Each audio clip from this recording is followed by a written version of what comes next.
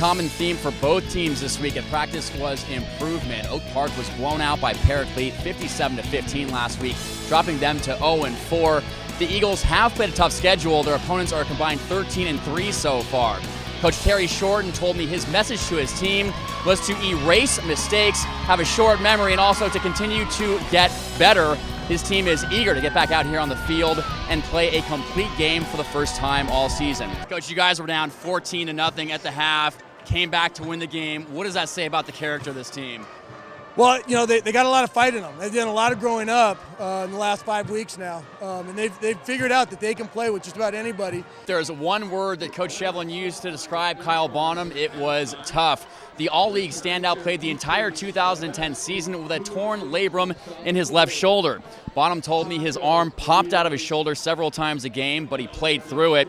He also said that the injury was so painful he had to change the way he tackled to favor his right shoulder. Second-string quarterback Jack Gerstenberger came in off the bench, started the third quarter, and led this comeback. What did you think of his performance tonight? Well, I thought it was a team performance, but Jack came in. He did a great job. He made a couple of big plays for us, and that's what we needed, that spark. Diego, I just talked to Coach Steve Shevlin a couple minutes ago, and he said that despite the interceptions, the missed field goals, the penalties, and the ejection of Austin Kirk, he said he's happy where his team is at, down 14-0. Coach Waybright, your team is playing for a Pioneer League title tonight. What did you tell your players in the locker room?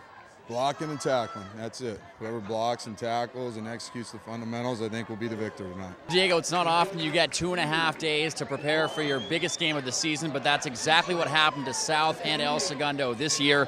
With Veterans Day falling on a Friday tomorrow, most Week 10 games in the CIF Southern section were scheduled for tonight. After a slow start, Daniel Zeman put up 2 touchdown passes in the second half. What do you think of the O-line's ability to protect him this week compared to last week?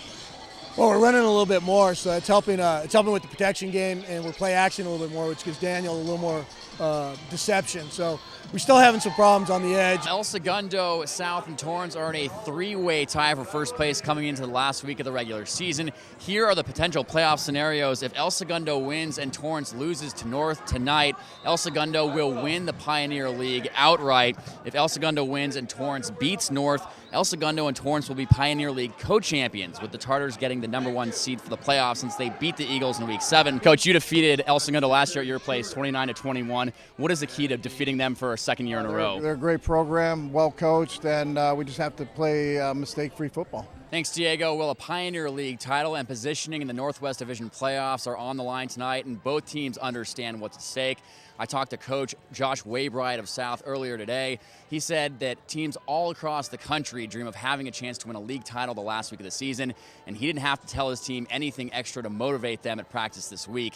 He said that they know all they have to do is stop Daniel Zeman and the high-powered El Segundo offense, and they'll have a chance to win tonight. Coach, Jamie Stewart had an interception return for a touchdown for your first score, recovered a fumble that set up your second, and had a key third down conversion catch on that last drive. What did you think of his performance tonight? He's outstanding. He's a sophomore. We call him the playmaker because he's always around the ball. He finds a way to get the ball in his hands. He makes great plays.